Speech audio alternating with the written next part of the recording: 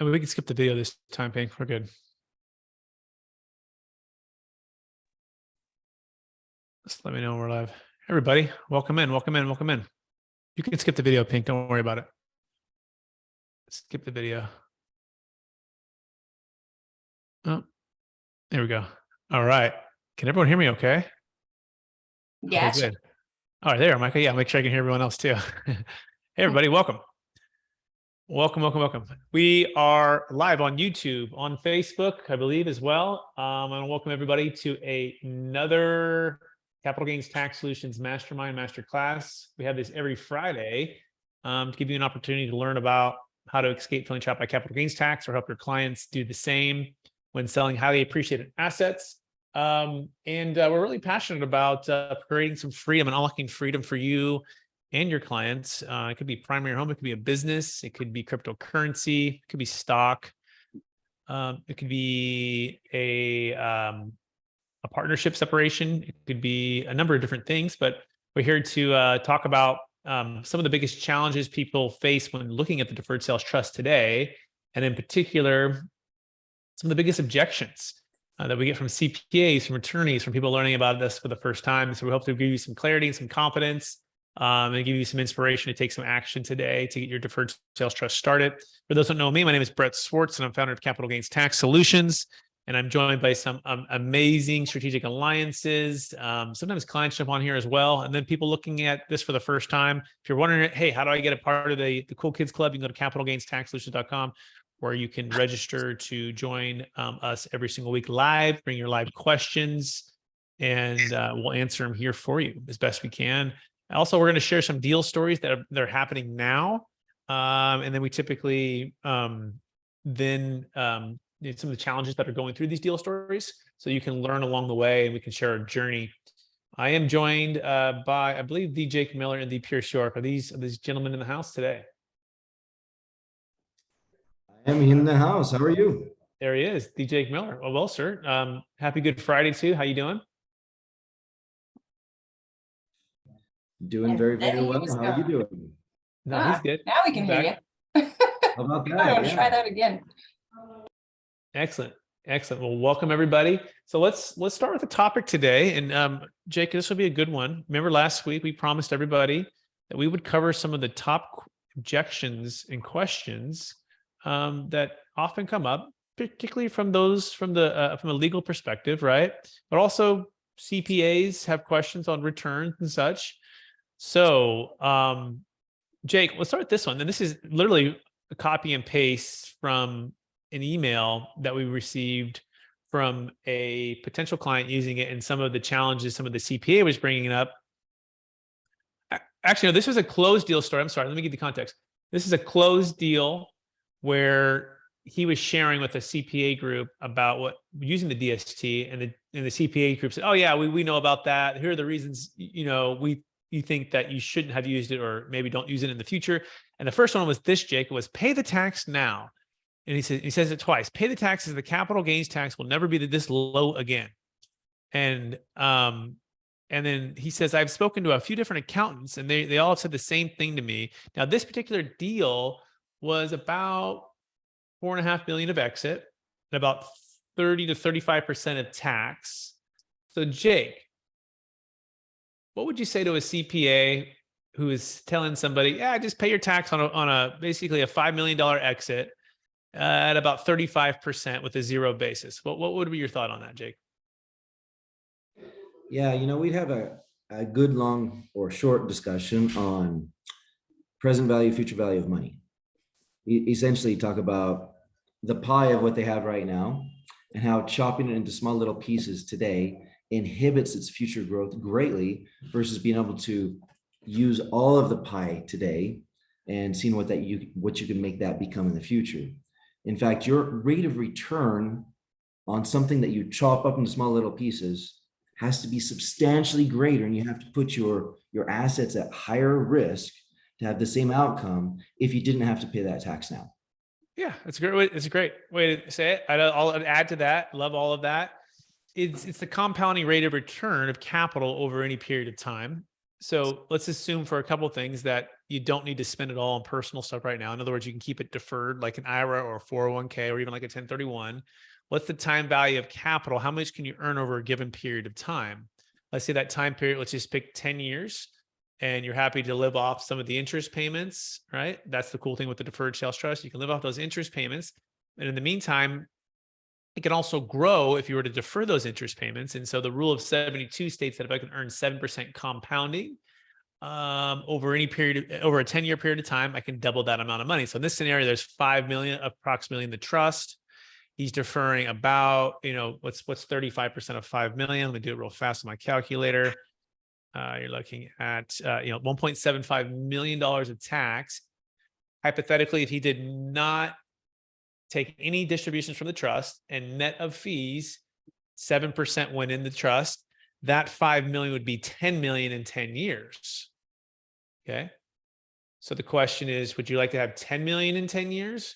Or would you like to have paid 1.75? And let's assume you earn the same return, outside of the trust. What would you have? Well, 1.75 million off of 5 million would be 3.25.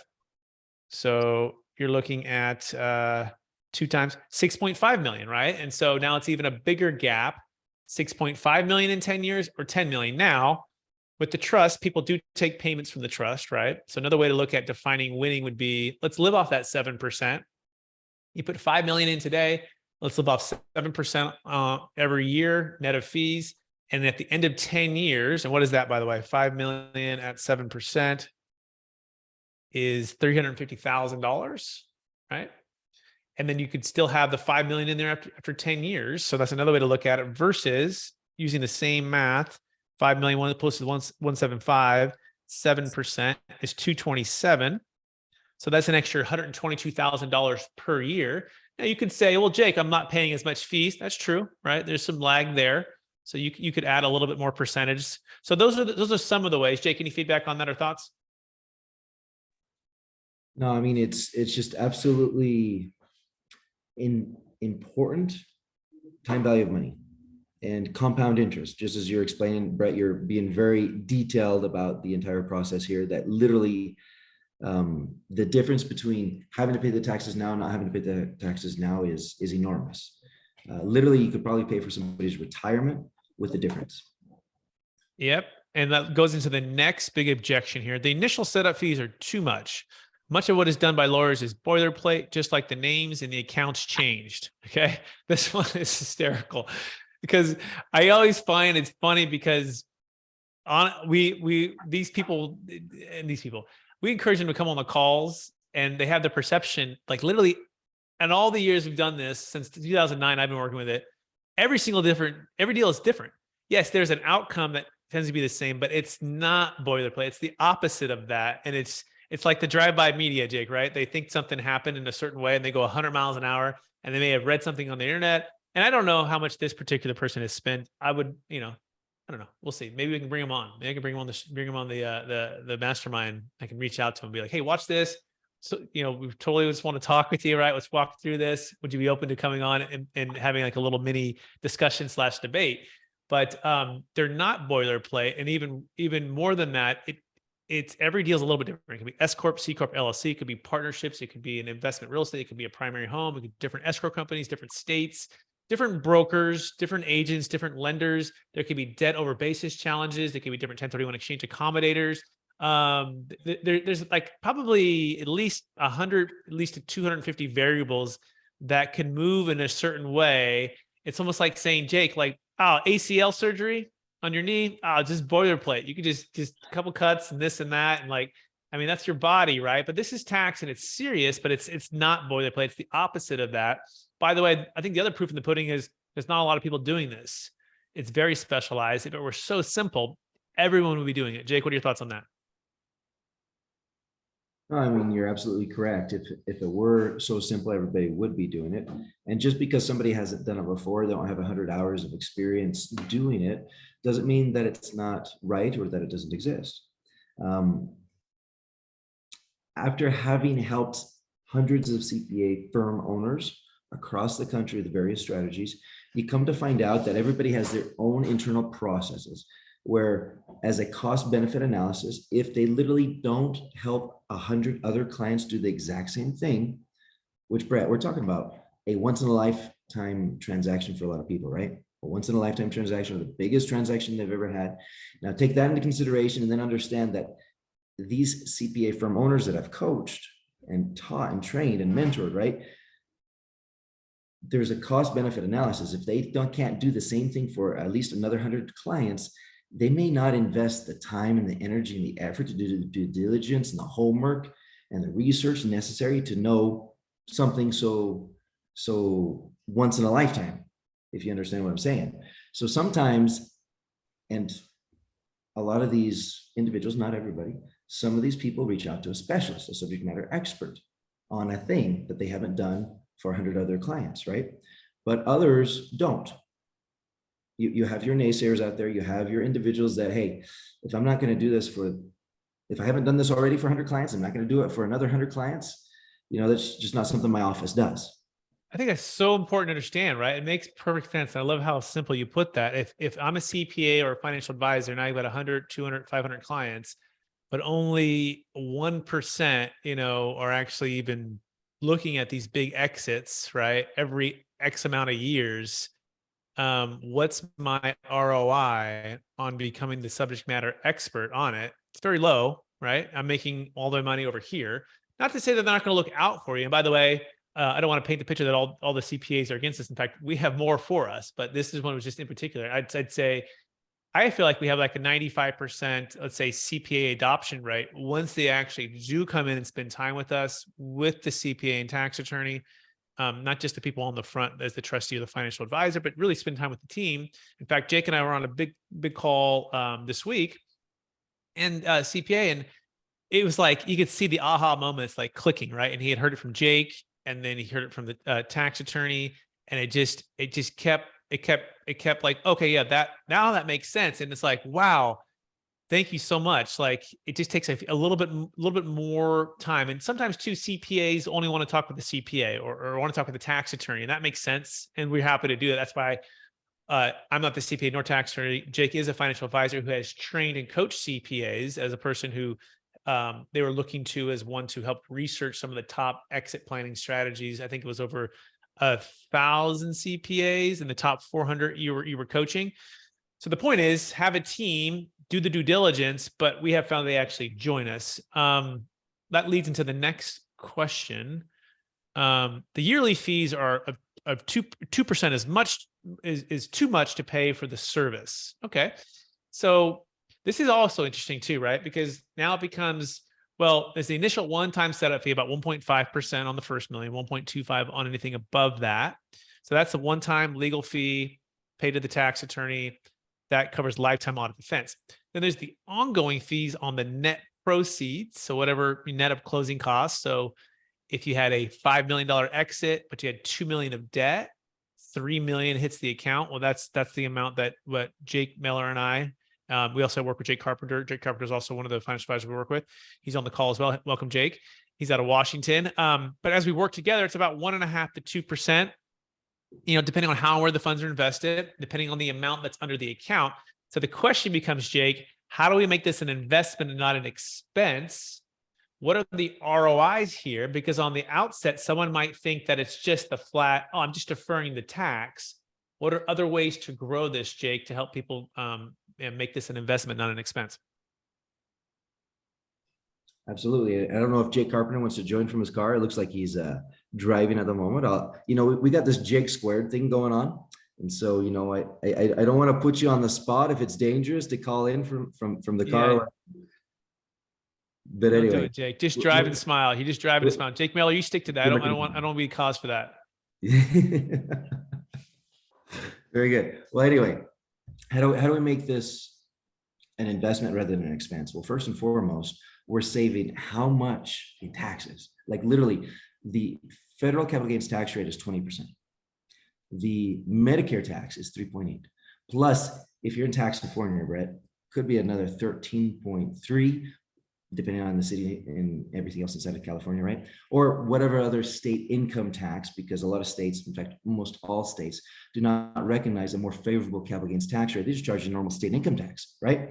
So a lot of times we're losing up to 40, sometimes 50% of this asset that you've grown over time. If there's not a lot of basis, just chopping big, huge chunks off to the various taxing agencies.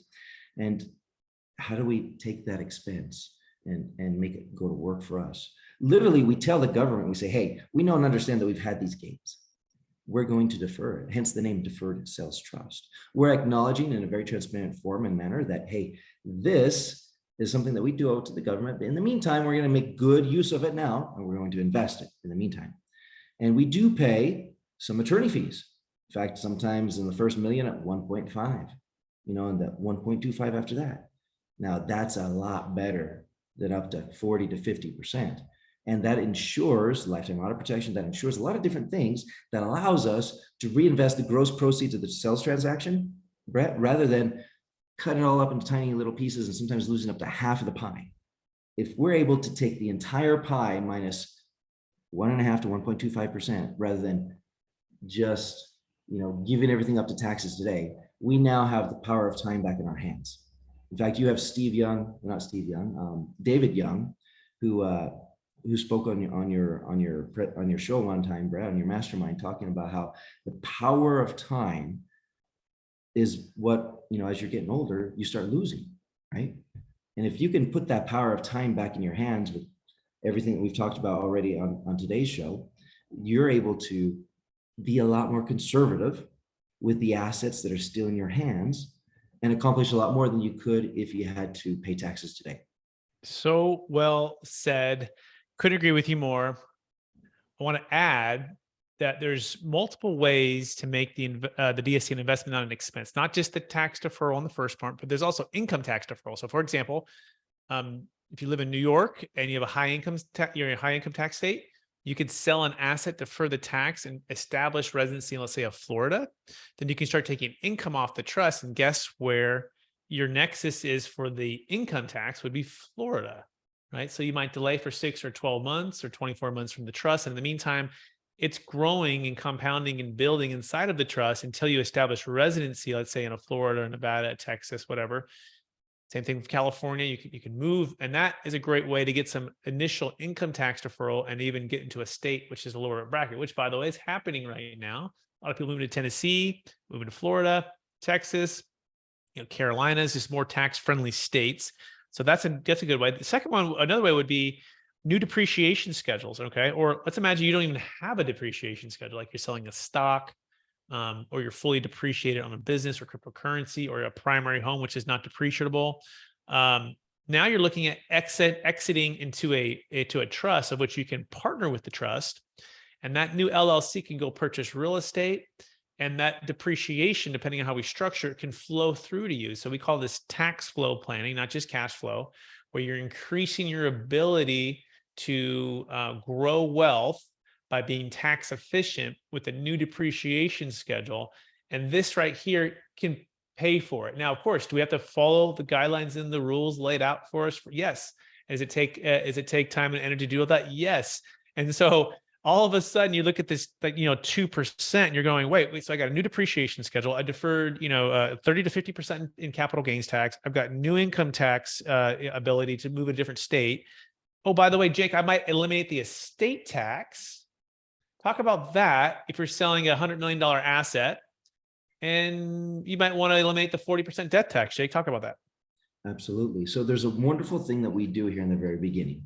When we utilize the Deferred Sales Trust, we essentially put it in between you and the transaction. So you have this asset and there's a buyer. Rather than you selling it to the buyer, we have the trust sell it to the buyer, right? And we do something very important in this first step. We essentially move the asset out of your estate and we move it into the trust. We freeze the value of what is left in your estate. We exchange it with a promissory note first and foremost, right? We're able to do that so that while it's in the trust, it grows outside of your estate under normal circumstances. That's very important. especially since here at the end of 2025, so the beginning of 2026, a lot of the tax numbers reset. The Tax Cuts and Jobs Act of 2018 resets to a lot of the numbers that were in 2017. One of the numbers that resets is this exemption that we get on our estate. Right now, it's around 24 million married filing joint, and it's going to drop down to close to 12 or a little bit less. And it could even go down further because that's a number that our legislation decides on. And so if your assets in the future exceed that amount of that exemption, everything above and beyond that is subject to a 40% estate tax. So not only do you pay taxes on income, do you pay taxes on the stuff that you buy at the store, do you pay taxes on capital gains, but at the end of the day, should your estate exceed a certain number above and beyond the exemption, which again, that number is going to get cut in half, then you have an additional 40% on your assets when you pass away that then, it has to be paid before your assets get to go to your heirs. Perfect. So let's walk through it live. We have live deals right now that are happening and that people are looking at us versus other strategies in considering this. And by the way, there's charitable ways to get stuff outside your taxable estate. So we can work with charitable ways, but there's some, there's ways you can buy a bunch of life insurance to try to offset the tax. We can still do that with the trust, and you can kind of get a double arbitrage there. And there's ways to do gifting where you're slowly gifting away percentage of your ownership over time, but you got to have a lot of kids and you got to have a lot of time. What's amazing about the deferred sales trust is in one day, in one transaction, does take a sale, we can move it outside of your taxable estate and call what's called the DST plus, and we eliminate that estate tax. Not only that, we eliminate all of the growth being outside your taxable estate. So let's imagine you were married and right now it's 24 million is the exemption, but just imagine you have a $124 million apartment complex, okay?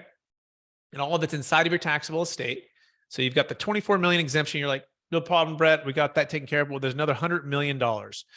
Imagine you owned it free and clear to keep it simple. You could sell tomorrow for 124 million, move it all into the DST plus, and we're going to eliminate that 40% debt tax, which would have been 40% on 100 million. Okay, so right now we've eliminated that 40 million immediately.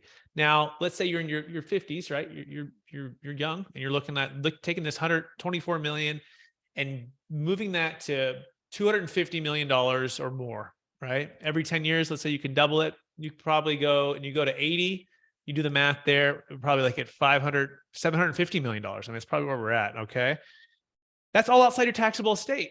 We're done. We've eliminated it from the time you exit it. And so we know of no other strategy that can do that. So when you're looking at this 2%, you got to ask yourself, is this an investment, not an expense to me? If I can eliminate that 40% debt tax, if I can defer 25 to 50% capital gains tax, here's a little nuance here on that DST plus. As you receive payments back, it's not as favorable as a DST 1.0 in that you can do 100% interest payments. As you take payments, you do have to take partial interest and partial cap gains tax based upon your life expectancy. So it's not quite as efficient on the cap gains tax deferral part.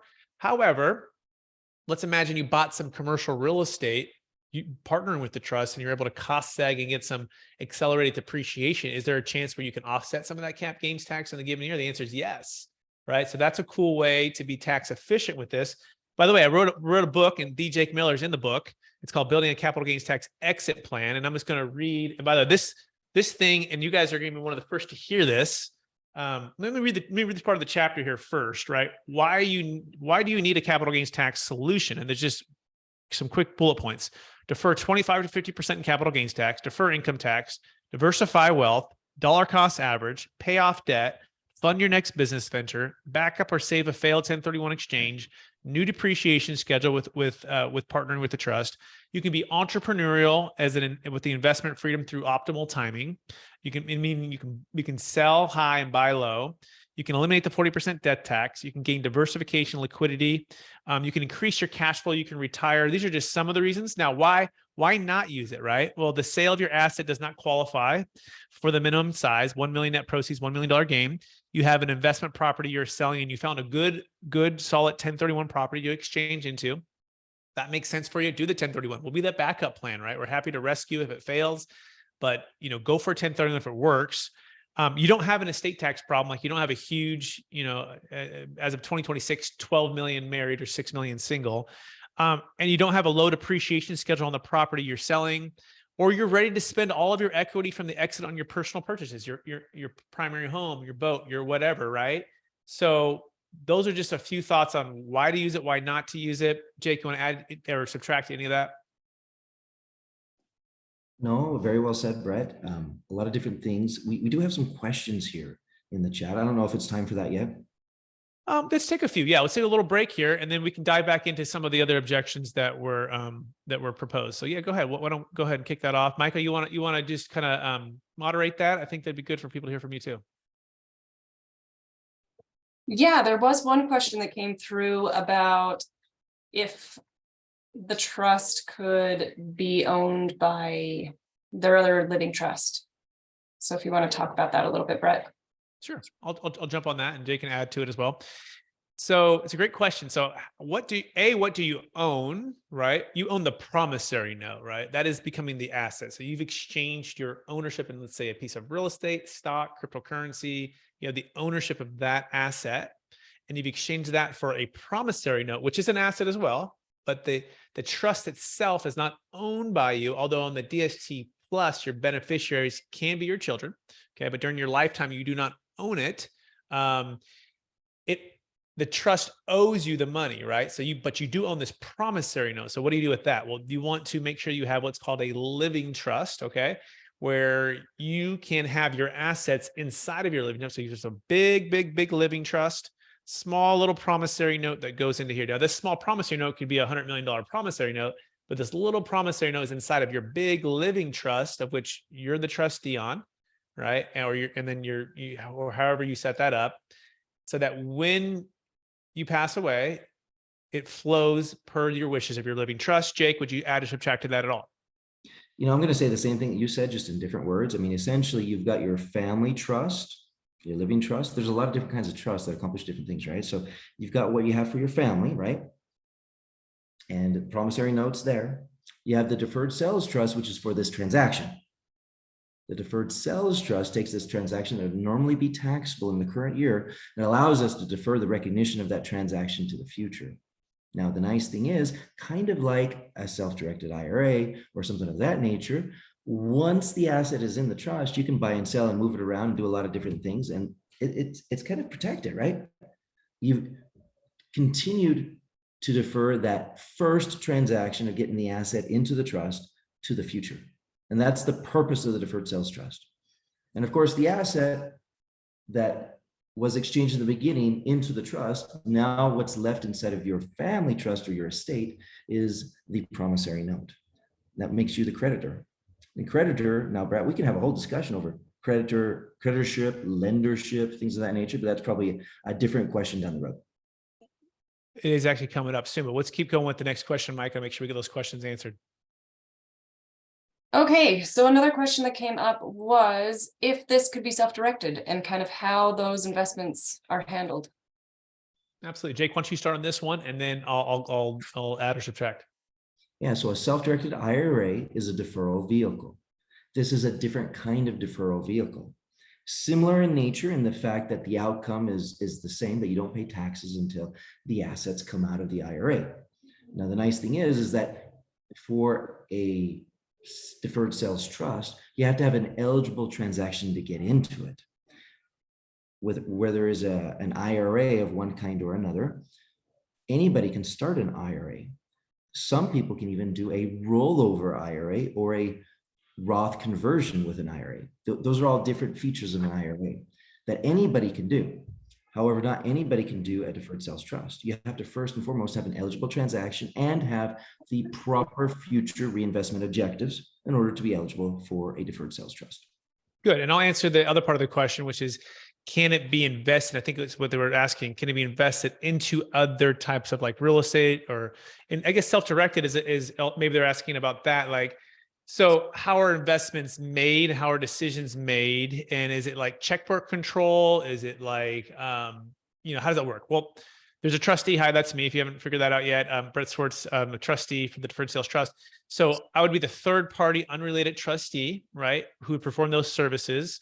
as well, I have to approve of all investments, but you as the note holder, right, as the creditor, need to also approve of those investment decisions. So there's dual approval. And you're just like, well, why is there dual? I'd like to have a unilateral approval. Well, that makes it taxable. That means that shows ownership. The definition of ownership, if it's 100% ownership, would mean you have basically unilateral decision to make of that asset and what's going to be invested into. Since you don't own the trust, you're a creditor, you do have lender approval, right? You do approve it. So it's dual approval. Now, what does that look like practically? You say, look, I want to start a business. I want to own some real estate. I want to invest into something that's a little bit outside of the traditional, stocks, bonds, mutual funds. Can you joint venture partner with the trust and essentially get an outcome like a checkbook control? The answer is yes, right? If it's properly structured, though, you work out. Now, do I still need to look at those investments as a trustee? I do. I'm a friendly trustee, and that's part of our role is to make deals work, right, and still stay within the lines and the boundaries of the Deferred Sales Trust. I think that answers that question. Michael, you want to go to the next one real fast? Well, I just want to add. Or you want to add? Go ahead, Jake. Yeah. Yes, just one more piece. Sorry, it just came to my mind. One of the biggest differences, again, between the IRA and the Deferred Sales Trust is that the Deferred Sales Trust requires a team.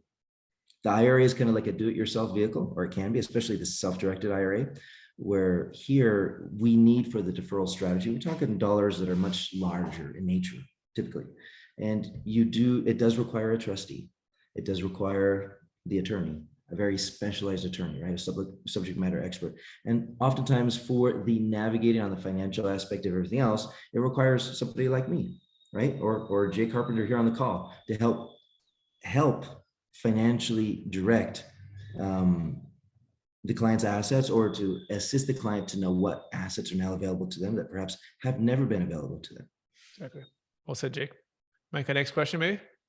Jake, would you maybe expand a little bit about creditor rights and what that means for them as a note holder? Maybe a little bit more. I think that would be good. Very good. And a lot of times people, to help them understand this, we just talk about being a homeowner, right? Because a homeowner is a potential asset, a home that could be put into a DST and later sold, right? Regardless of the asset, it's really easy to understand owning a home and then the bank having a mortgage on the home. And at the end of the day, Micah, if we own a home and we forget or decline to make payments on the mortgage, what happens to the home that we own? Goes back to the bank.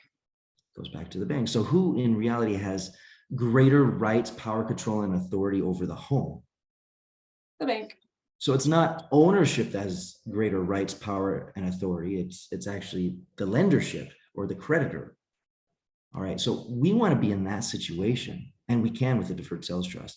Essentially, when we move an asset into the trust and then we become the promissory note holder, for tax purposes, for the deferral, it's important that there's a trustee over the trust that's not the original owner of the asset, right?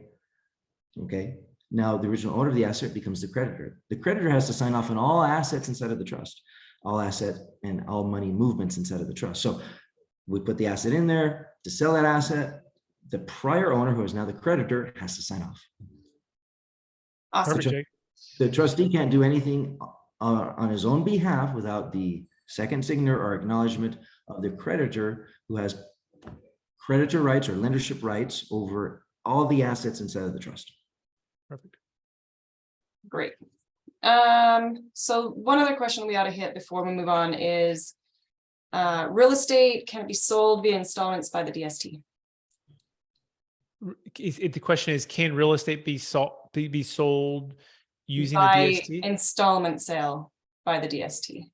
I'm not sure. And maybe someone wants to unmute to clarify that question. I'm not quite sure I understand the question.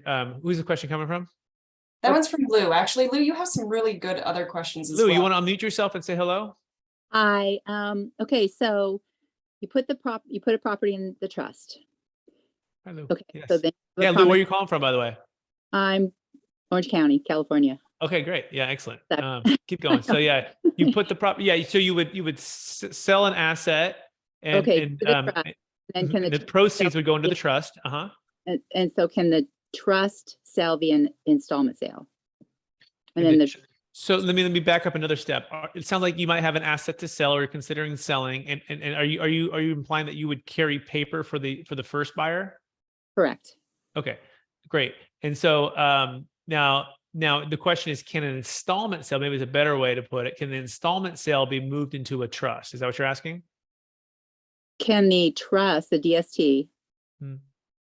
sell the property via installment sale to seller finance? Yeah, so let me tell you what it can do, and make sure that maybe this answers the question. So I'll give you actually a deal we did. We did a deal in Monterey, and he sold the asset, and he moved some of the proceeds into the trust. Okay, this was like an Airbnb property near the beach, beautiful property, and at the same time, he also carried paper for the buyer. The first buyer. So basically, it's like the seller decided to carry paper for two parties. One party was the trust. The other party he carried back for the first buyer. Okay. And guess what happened? He assigned the interest of the promissory note to the trust. So as the payments come back from the first installment sale, if you will, it just rolls into the promissory note of the deferred sales trust. So I think that's what you're trying to get at here, but help me if I'm wrong, or maybe you can say what outcome you're trying to get to, Lou. Yeah, I mean, that's kind of, to sell the property via, seller finance, installment sale, but yet avoid the capital gain. Another example, and it's not a real estate example, Brett, but it's a business. Maybe we see this more often in business sales, but a business sale might happen in installments, and the deferred sales trust is able to receive those installments. So flipping things around a little bit, but also showing another example of how the deferred sales trust, based on the deal that was negotiated, sometimes, especially in a business, they want to keep the owner on, maybe 2 years, whatever, make a transition. And so there are installments that the deferred sales trust is able to receive and capture, which obviously is allowing us to defer the recognition of those installments to the future. Perfect. Lou, that answered your question. That's great, Jake. That's a great reminder. That answer your question, Lou? Yeah, pretty much. And then how do you get money? Like if you, take dividends or whatever. Would you like to kind of walk through it? I don't mind. I mean, it can be rough numbers, but are you selling a primary home or investment property? Investment property. And Okay. so it goes into DST. Mhm. And Do you have any debt on the property by any chance? no. Okay. And what's the approximate value?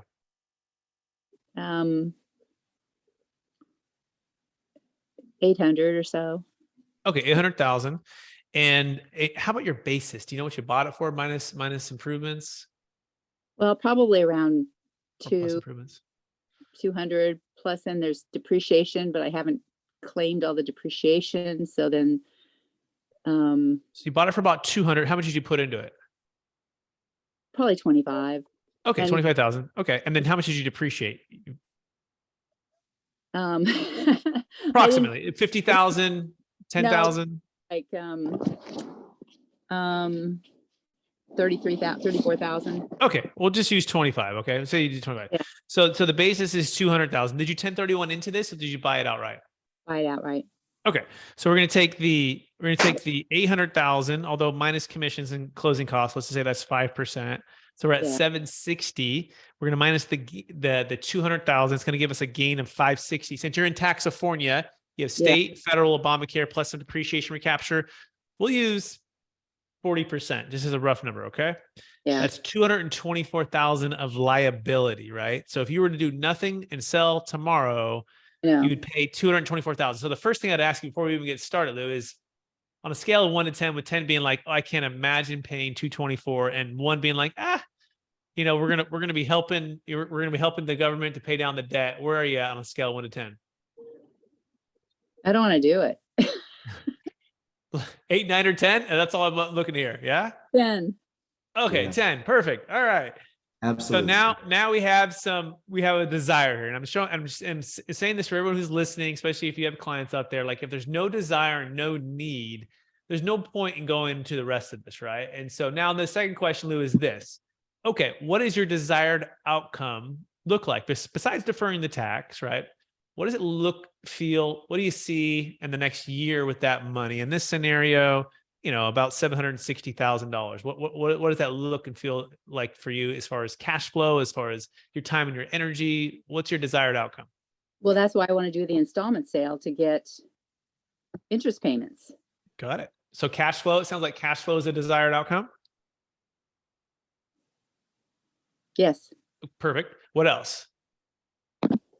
To be able to maybe get access to some of that money as it's coming in to invest in other things, as well as, having some extra money. Amazing. So it sounds like having some extra money coming in, or even access to extra money in case you want to have some fun, go spend it, travel, or Right. whatever just the ability to access the capital, have some liquidity. Am I hearing you? Am I way off? Yes. Okay, perfect. All right. So far, check. It's looking really great for you. Okay. Now, what do those investments look like? Do you feel like it's real estate? Do you feel like it's stocks, bonds, mutual funds? Oh, no. Real estate, promissory notes. Okay. Sounds like you want to be entrepreneur and you want to lend on the money to maybe other people who want to buy real estate. That and buy promissory, buy notes. Buy notes, like buy first trust deeds, buy positions where they could potentially foreclose and you take it back. Or just get the get more interest payments from performing. Good. Sounds like you're comfortable with lending and being kind of entrepreneur in that round. Right. Perfect. Yep, you can do that. You can start a lending business as long as you're not lending to family. Basically, you're lending to other investors, right? Okay, excellent. So the cash flow is about, or what else? Anything else you like there, or what? Like anything there that you're like, I also want this. You want liquidity. You want some diversification. You want to be able to lend with the money. Anything else there, Lou? No. Okay. So. All right. So that's the desired outcome. That's the need. The next thing we work through is showing you, and this would be the next part, Lou, for you to get comfortable with the know, like, and trust of me as a trustee. Jake Miller is a financial advisor, right? Let's just say that's a scenario. We're working together as a team, and understanding that the link between your outcome and us helping you to get there, being that I started out in commercial real estate at a very young age. I'm a broker now. I'm an investor. I also lend money through other groups as well. So that's my expertise to help you along the way. And then Jake Miller is a certified financial planner. Not only financial planning, but investing. We got to keep some liquidity within this trust. We can't just put all of it into stuff that's illiquid or it'd take too long to get back. In fact, the fact that you said you wanted more liquidity maybe to do stuff, I would actually say we probably want to keep it more liquid than not liquid, just in case you want to go spend some of this money. So are you seeing the link between how Jake and I can help you to get to where you want to be right now?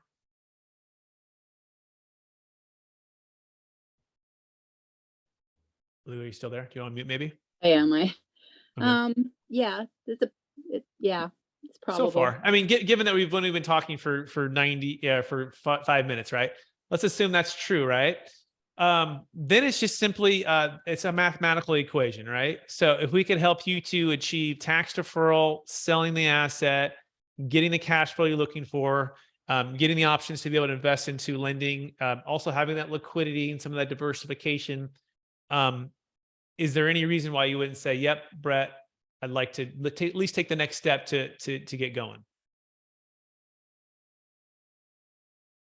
I think you're on mute again. Lou, are you still there? Or did I scare you off? I don't know. We'll have to see. Okay, good. All right. It's pretty intense. We are live right now, so you don't have to answer that question, but I'm doing this little bit of coaching too for everybody. So now back to your question. What question did you have, Lou? You said you had a question. Now that we have some of those fact pattern, what question do you have?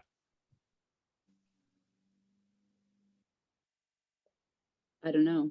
Oh, do we lose it? Who had the question? Micah, do you remember what her first question was in the beginning? Or anybody else? Can I ask a follow-up question? Hold on, Pierce. I want to make sure we got the question answered first before we do that. Anyone remember? I don't remember the question was either. Maybe it originally started out with like the installment sale question, but I can't remember how this one turned into this. Yeah, that's okay. It'll come back. Pierce, go ahead. You're up. So, in the clarifying question for Lou, the original question came down to, can the trust do an installment sale for in conjunction with the trust? And I just wanted to ask, is there a specific reason why you wanted to do an installment sale on top of potentially doing the trust? So sometimes, Pierce, and I don't want to answer for Lou, but sometimes it's just all part of the sell, especially if the buyer's not able to get financing. And so the seller might decide to carry part of it. And so that's more common than not in businesses than it is in real estate, but sometimes in real estate as well. Well, as we know, lending's really tightening up. And That's there are a right. lot of people, there are a lot of self-employed people that can afford a property, but yet they don't fit in the box. I Right. think, Lou, it sounds like, or it feels like you're asking, can the trust investments lend to other people that may not fit inside the box? Can I go make loans? Can I do 12, 13, 15% loans with people who otherwise couldn't get a loan? I don't know, whatever percentage, that's reasonable, right? Is that what you were wondering about? Well, yeah, exactly. Well, no. Okay. To begin with, there's a property. Right. Okay. Put it into the DST. You sell the asset to a third-party buyer and the proceeds go into the DST. So that's, I think, where you're missing that piece, right? So we don't just put it into the DST just to put it there, like you put it into a living trust. We only transact if you have a third-party buyer that's going to buy the house for $800,000. Okay. And in fact, we help you do that as well. We're brokers as well. We do A to Z to make sure nobody messes anything up. Okay. I'm a And real then estate. the net proceeds go into the trust. Now the question is, where and how can the funds be invested? You get that part there? I don't want you to miss that part. Are you on mute again, Lou? So Yep. selling to the third party, we're selling via, I'm being the bank, or the DST is the bank, and taking in the monthly payments through the servicer. So you might be crossing a little bit of the wires here. So let me walk it through again. So your house, let's imagine we list it tomorrow for $800,000. Okay. And it's in Orange County. Okay. And there's a buyer we find all cash for $800,000. And we're like, yes, we found the buyer. Fantastic. And we set up the trust inside of escrow and we basically weave it into the purchase and sale agreement. And what happens is, instead of taking the $800,000 directly and you paying the tax of about $240,000, what's going to happen is the trust is going to buy your asset for $800,000. It's going to ask you to carry back 100% financing, net of the closing costs, which would be the commissions, right? And any debt that you had on there or any transfer tax. I think you thank God it's not LA County, right? Where they have a 5% and you're not selling for more than 5 million. That's another story. It's for probably next week. Smoke clears, the buyer takes title to your property. They're living in the house. They're happy. They're gone. What's left is you have a promissory note for about $760,000 at about 8%. And the funds are sitting like at TD Ameritrade, Charles Schwab, typically, waiting to be invested. Any questions on what just happened there? I get it. I understand. Okay. Yeah. And I think the outcome is the key thing, Lou. Like, what's your outcome? What do you really want? And you go like, I want to defer my tax. Fantastic. I want to sell my house for the highest price and the best terms. Great. We can help you there. I want to diversify and keep some liquidity so I can spend it on stuff. We have you there. We help you there. Next, I want to be able to invest I want the funds I feel comfortable investing into hard money lending, right? And doing some lending for others. I can, feel good about that. Fantastic. We can do that too. So any other questions on that, Lou? Or are you good for right now?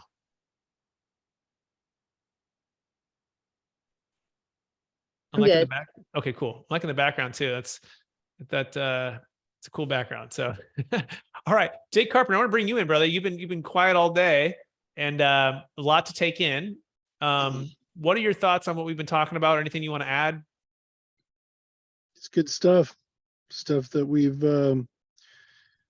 worked on quite a few times over the years, but it's flexibility. It's the ability to take a tax bill, put it back in your pocket and create additional income and growth over time. Puts that time value of money, that time aspect back into your corner. And that's one thing that you said is we've got sellers, Brett, right, that are 60, 70 years old that giving up 30, 40% plus is taking away a lot of their time, and it's shifting wealth outside of their control that's going to affect them and their families. So it's really a mission to me, and I think all of us as a team, Jake Miller and you and every one of us, we come together as a team. We custom build these things for every seller. We weave them into their estate planning. We weave them into their financial plan. We come together as a team to engage with their current CPAs, attorneys, financial planners, and real estate brokers, and make sure that they get the outcome. I call it the magic wand effect, that they get the outcome that they really want. And it's custom built for them, no boilerplate stuff. Jake, I couldn't say it better. And I love that that late night DJ voice. He's just cool, calm, collected. If you meet Jake, he's like, his shoulders are like really strong and broad. He's just like, if I already got a bar fight, like Jake would be the, Jake Miller and I we'd be there scrapping too, right? But like Jake Carpenter would be like, really, thank you, Jake. That was awesome. Yeah, and to that point, choose your control, right? I think that's sometimes the biggest objection for this is like, gosh, I got to give up this control. Like I got to have this team. There's a lot of people, like I'm used to doing everything myself and owning my own house or property or, business. And so it's like, well, you can choose your control. Like the control of the, let's say 30 to 50% of the tax can be in the control of the government, right? You could pay the tax. You can defer it into the Deferred Sales Trust, and you're going to give up some indirect control. You still have to prove everything, right? And or you can not take action and not accomplish, the time, energy, stress, financial freedom, cash flow freedom, diversification, whatever it is that you're trying to do. And so I think the biggest thing for you, Lou, or anyone else who's listening, is define really what you want, envision what you want the outcome to be, build the team, build the strategy. We want to help you do that. And then you unlock the freedom. And those are kind of the three pillars of capital gains tax solutions. That being said, we're almost out of time here. Who else has any other questions for us? We so appreciate everyone watching. If you want to take action, you can go to capitalgainstaxsolutions.com. You can also go to strategictaxsolutions.com. You can also go to somewhere with Jake Carpenter again. Where's Jake at again? Jake Carpenter, is that who you're talking to? Yeah. Where can we find you at, Jake? All right. Yeah. You can find me Carpenter Capital, Jake Carpenter at Carpenter Capital. You can call me at 509-460-8700. That's 509-460-8700 to book an appointment. Perfect. Micah, and for Mike and Jake, where can folks find you if they want to get in touch with you? So yeah, you mentioned the website, strategictaxsolutions.com, or our 800 number, 800-773-1848. Amazing. And then look for the book, people. It's happening. Okay. Yeah, I did say I was going to say this. Okay. So the book is coming out. Okay. So check this out. Okay. So you guys got the insider secrets, because you're on this mastermind, you're watching this YouTube to the very end. There is a one-day amazing opportunity. Do you see that handsome guy over there? This is Jake Miller. It's probably hard to see because it's like, oh, there he is. Okay. Now you can see it. He's right there. Jake Miller. Okay. I have also in the book too, we got Kevin here from Shark Tank. But so here's the big announcement. On April the 20th, this thing is going live on Amazon, and you can download it for free. Oh my gosh, we're giving it away for free. Yes, the entire book for free. It's the Kindle version for free. Okay. Now, do we want you to buy the hardback? Of course. Or it's the paperback? Yes. Show your love, right? But you can share this with as many people as you want. You just, on April 20th, what do you got to do? You just have to simply go onto your Amazon account, log in, search building a capital gains tax exit plan, and then click on the free Kindle version. Okay. And that will give you a free Kindle version. Okay. So our goal is to share the love and also to share what's happening, which is helping people defer capital gains tax, unlock freedom, build wealth. That being said, we're out of time. Appreciate everyone out there. We'll talk to you again next week. We'll try to do better. Happy Good Friday. Happy Easter. God bless everybody. We'll talk to everyone soon. Okay.